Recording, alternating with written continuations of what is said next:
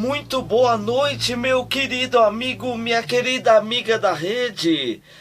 Nós vamos nesse momento dar sequência no nosso curso da criação à eternidade, a longa jornada dos filhos de Deus.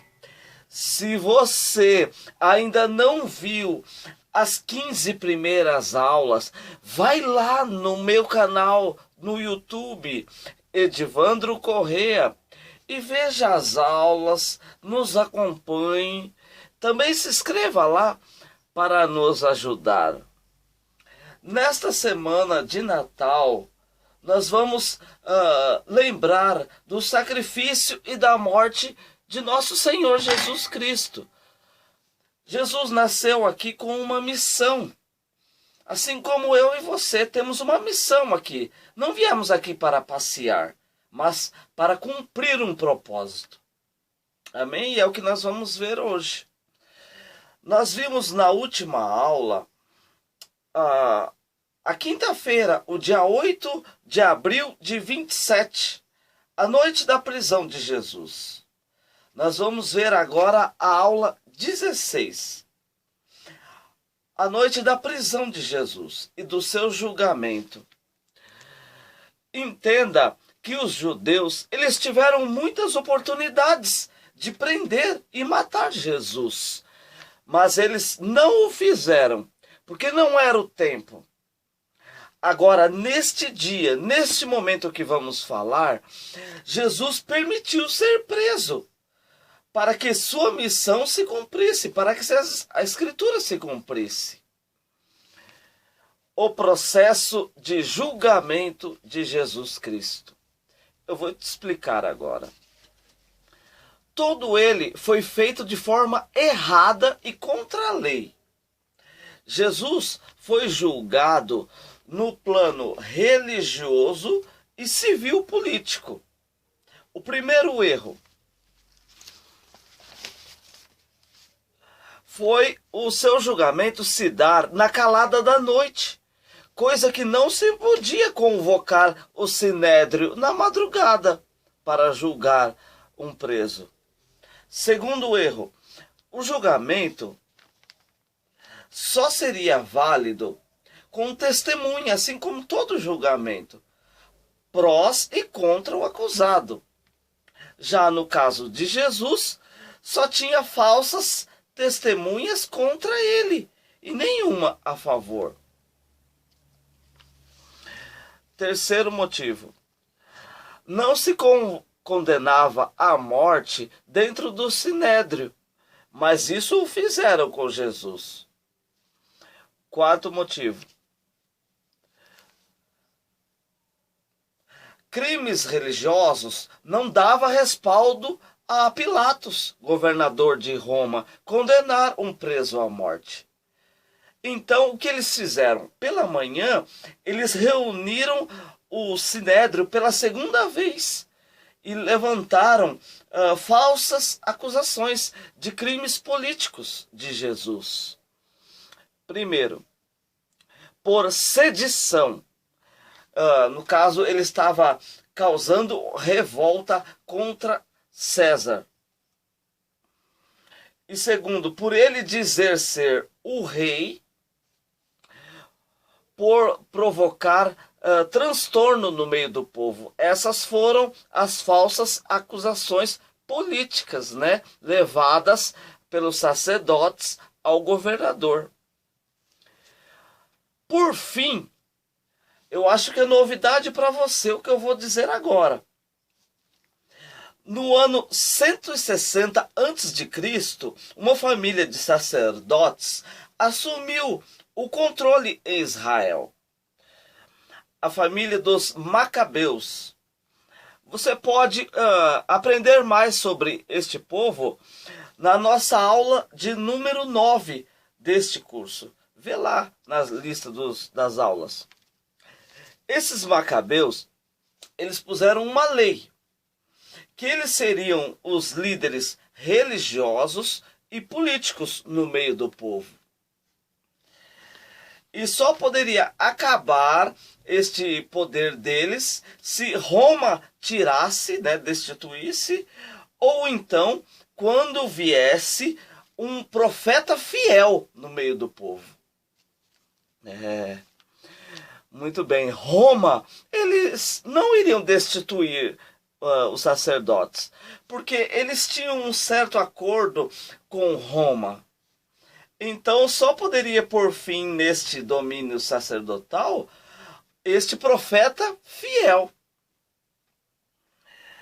Então você já pode ver quem era a maior ameaça para o domínio dos sacerdotes judeus.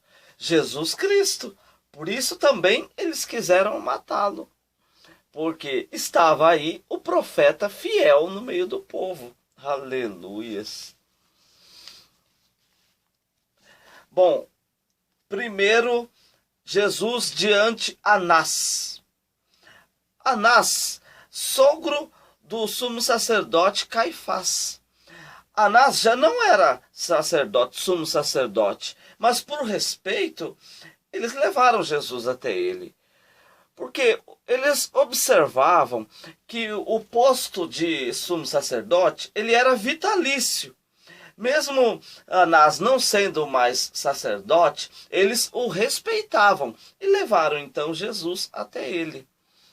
Isso ocorreu por volta de 1 da manhã de sexta-feira, 9 de abril de 27 depois de Cristo.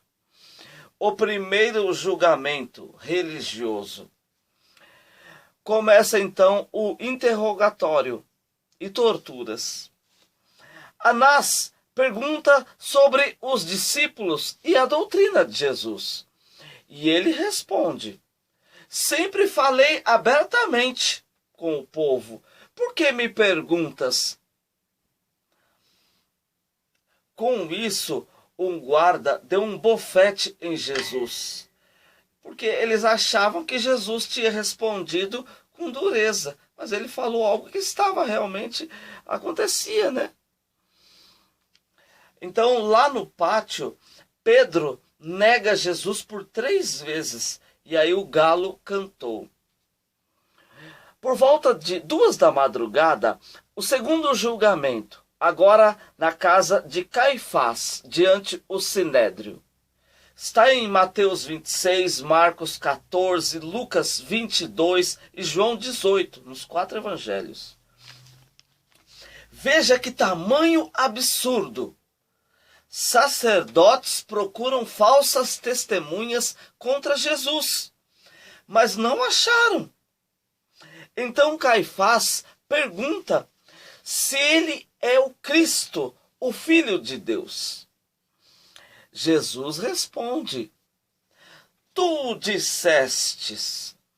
Então o sumo sacerdote diz: blasfemou, ele é réu de morte. Em Mateus 26, 67, diz que cuspiram nele e davam murros em Jesus e falavam: profetiza, quem te bateu? Eles tinham colocado vendas nos olhos dele. Isso, meus queridos, era apenas o início para Jesus do sofrimento, para pagar os meus erros e os seus erros, os nossos pecados. Louvado seja Deus. Chegando então às 5 da manhã, o terceiro julgamento, no Sinédrio novamente. Os principais sacerdotes e anciões e escribas decidiram entregá-lo ao governador Pilatos, Pôncio Pilatos. Naquele momento, também se suicidou o discípulo Judas Iscariotes. Está em Mateus capítulo 27. Judas tentou devolver as 30 moedas de prata, mas os fariseus não fizeram caso dele. Então ele jogou as moedas no chão e foi se suicidar numa forca. Quanto às moedas, eles compraram um campo de nome Campo do Oleiro e fizeram lá um cemitério para estrangeiros e puseram o nome deste campo de Campo de Sangue. Tudo isso para que se cumprisse a escritura dita por Jeremias. Eu quero passar 2 pontos para você aqui. Primeiro, se Judas não tivesse se suicidado e tivesse pedido perdão a Jesus, depois que o Senhor ressuscitou, certamente Jesus teria o perdoado. E ele continuava como apóstolo. Não foi assim com Pedro, que negou Jesus 3 vezes? Não é o mesmo erro? Os discípulos também, que o abandonaram, e todos foram perdoados, inclusive Pedro. E Judas não seria perdoado, queridos? Mas ele preferiu se suicidar antes. Lamentável, hein? Segunda coisa, eles compraram o Campo de Oleiro e fizeram lá o cemitério para estrangeiros. E o nome foi dado Campo de Sangue, com as 30 moedas. O valor que deram na vida de Jesus Cristo. Para nós, esse cemitério de estrangeiros é como se fosse a nossa sepultura também, da nossa velha vida mundana. O Campo do Oleiro, aonde lá somos quebrados por Deus. E Campo de Sangue, o sangue que nos salva e nos livra da morte eterna e do pecado. Tudo profético para nós. Aleluias, glórias a Deus. É isso aí. Mais ou menos 5:30 da manhã de sexta. O 4º julgamento penal agora. Diante o governador Pôncio Pilatos, os judeus trazem as falsas acusações. Agora ao governador Pilatos, que pergunta: tu és o rei? E Jesus responde: tu dizes que eu sou o rei. Para isso nasci e vim ao mundo. Aleluias. Nós achamos esta fala nos 4 evangelhos. Mateus 27, Marcos 15, Lucas 23, João 18 e 19. Então Pilatos saiu aos judeus e disse: não acho culpa alguma nele. Eu vou lhe dizer uma coisa. Esse camarada aqui, Pilatos, ele ficou numa situação muito difícil mesmo, viu? Ele não achou culpa em Jesus. Ele sabia que eles o entregaram por inveja, com falsas acusações. Mas ele não podia ficar mal com o povo.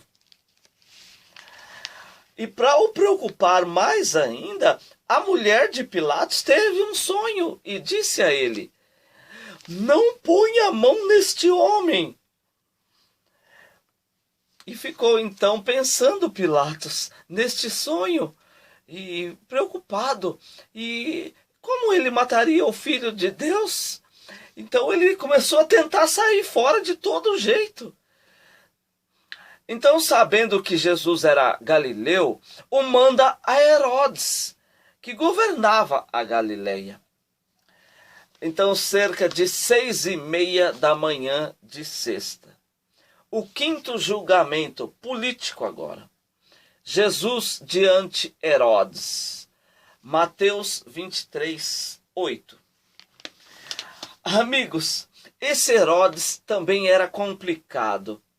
Ele muito queria conhecer Jesus. Queria ver Jesus fazer um milagre para ele. E também fez muitas perguntas ao Senhor.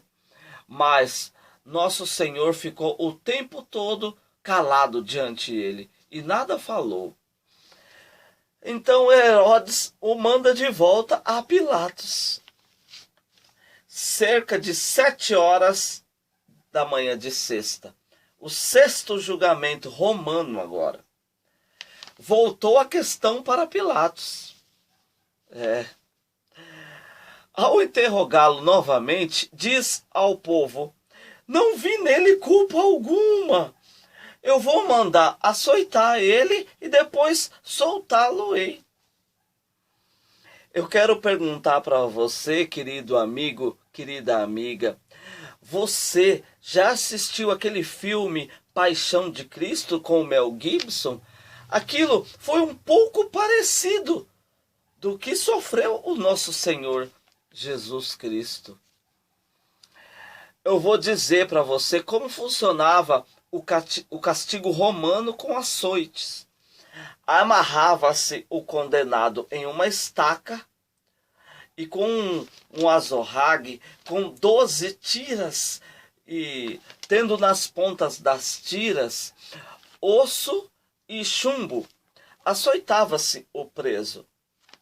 Por ter 12 tiras, o condenado sentia como se ele levasse 12 chibatadas ao mesmo tempo. Por vezes saía muito sangue e pele do corpo de nosso Senhor Jesus. Quero dizer que muitos dos presos morriam nesse flagelo. A Bíblia não diz quantos açoites Jesus levou, mas a lei dizia que deveria ser 40 menos uma, ou seja, 39. Depois ainda, o Senhor Jesus recebeu uma coroa de espinhos na cabeça, que cravou em seu crânio, e muito sangrou o nosso Senhor por nós, queridos. Tudo isso, eu quero dizer, para os romanos, eles recebiam isso como zombaria e diversão. Já na visão dos judeus, isso era uma justa condenação, mas pouco ainda, pois o que eles desejavam é que ele fosse mesmo era crucificado e morto. Para Jesus, esse fato foi muitas dores e feridas, que só ele poderia dizer o que sofreu. Sofrendo calado como uma ovelha, recebendo toda a dor por nós. Mas na sua consciência, ele sabia da grande vitória que isso ia trazer para mim e para você, os filhos dele. Aleluias. Ele sabia que aquele sofrimento era a nossa maior vitória. O castigo que nos trouxe a paz, a liberdade, a salvação, a quitação da nossa eterna dívida com Deus. Aleluias. A maior expressão de amor por nós. Um inocente pagar por nós culpados. Queridos, que amor é esse? Que amor é esse? Queridos.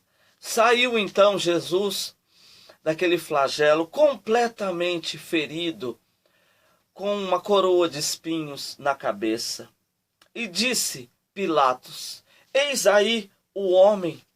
E o povo gritava: crucifica-o.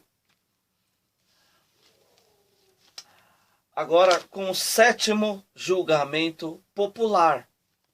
Pilatos novamente tenta não condenar Jesus à morte. E diz ao povo: por ocasião da festa, costumamos soltar um preso. Eu tenho aqui Barrabás, o salteador, e Jesus, o Cristo, o Rei dos judeus. E o povo gritou: solta Barrabás. E Pilatos pergunta: e Jesus? E o povo responde: crucifica-o. Veja só, Barrabás, que significa filho do Pai, e Jesus, o Filho de Deus. Eles preferiram o filho de qualquer pai, um delinquente, ao invés do Filho de Deus.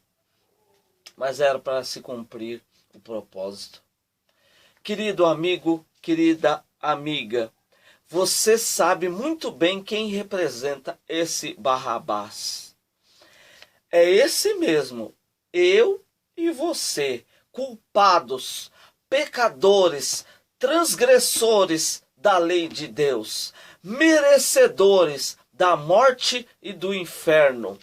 Mas, na hora de sermos condenados, Deus nos provou o seu grande amor e enviou o substituto inocente, Jesus Cristo, em nosso lugar, porque a cruz era para mim e para você.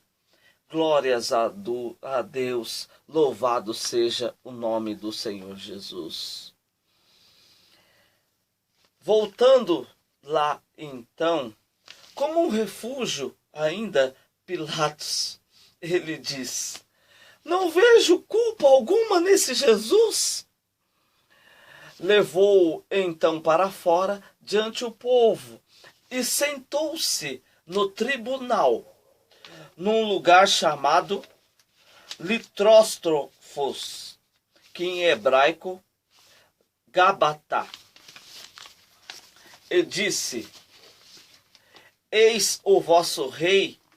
E o povo então gritava: tira-o, crucifica-o. Hei de crucificar o vosso rei? Perguntou Pilatos. E os judeus responderam: não temos rei senão César. Que absurdo, queridos!